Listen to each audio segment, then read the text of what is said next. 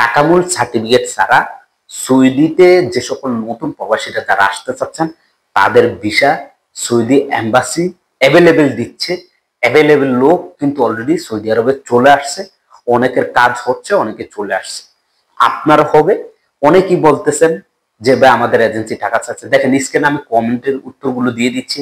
যারাই কমেন্ট করছে, যাদের বিষয় হয়ে গেছে দেখতে পাচ্ছেন, তারা আমাকে বলছে 19 জুনের আগে যে সমস্ত বিষয়গুলো মোপা হয়ে গেছে, যেমন মনে করেন ক্লিনার, অফিস ক্লিনার বা বাসাবাড়ির ক্লিনার বা এয়ারপোর্ট ক্লিনার, যত ধরনের ক্লিনার হোক না কেন, এরপর হচ্ছে লোড আনলোড ভিসা, এই সকল ভিসা যাদের 19 জুনের আগে মোপা হয়েছে সেই সকল ভিসার টাকামূল সার্টিফিকেট প্রয়োজন না, আপনারা সৌদিতে আসতে পারবেন।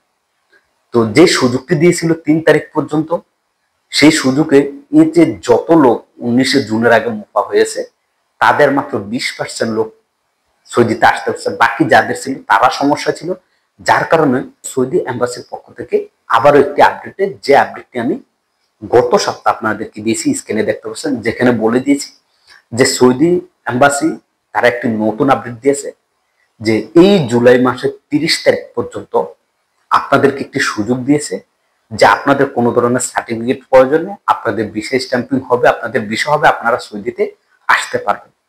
সেই ভিডিও তো অনেকেই কমেন্ট করছেন যে ভাই আমার এজেন্সি বলতেছে এগুলো মিথ্যা কথা, সৌদি এম্বাসির পক্ষ থেকে এরকম কোনো সুযোগই দেয় নাই, যে কেউ টাকা চাচ্ছে, অনেক দালাল টাকা চাচ্ছে, অনেক এজেন্সি টাকা চাচ্ছে।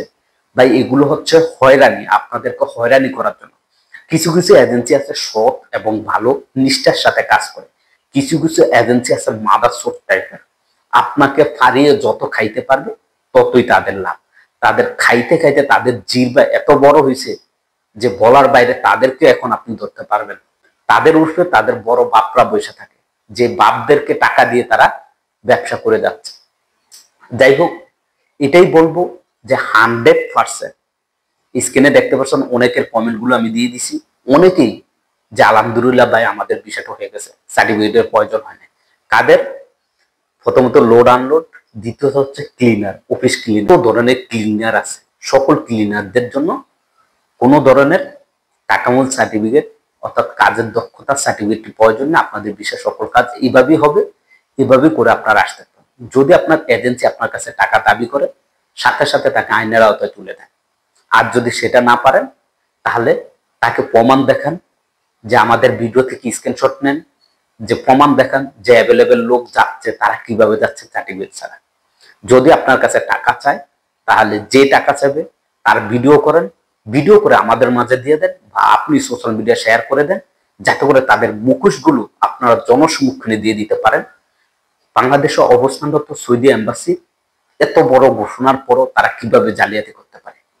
আপনারা কোনো টেনশনই করবেন না, কোনো চিন্তাই করবেন। ইনশাল্লাহ সৌদি সরকার অর্থাৎ সৌদি এম্বাসির পক্ষ থেকে যে ঘোষণাটি দিয়েছে 30 জুলাই পর্যন্ত আপনাদের কোনো সার্টিফিকেটের প্রয়োজন হবে না, আপনারা সৌদিতে আসতে পারবেন ইনশাল্লাহ। হয়তোবা আপনার এজেন্সি গুলো আপনার সাথে 2 নম্বরই করতেছে, আপনার দালাল আপনার সাথে 2 নম্বরই করতেছে, কিন্তু অ্যাভেলেবেল কাজ হচ্ছে।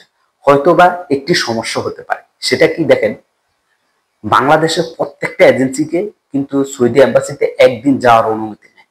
নির্দিষ্ট কিছু এজেন্সিকে রবিবার দিছে, নির্দিষ্ট কিছু এজেন্সিকে সোমবার দিয়েছে, নির্দিষ্ট কিছু এজেন্সি অর্থাৎ তারা নির্দিষ্ট এজেন্সিগুলো সিলেক্ট করে শনিবার, রবিবার, সোমবার, মঙ্গলবার, বুধবার, বৃহস্পতিবার পর্যন্ত দিয়েছে।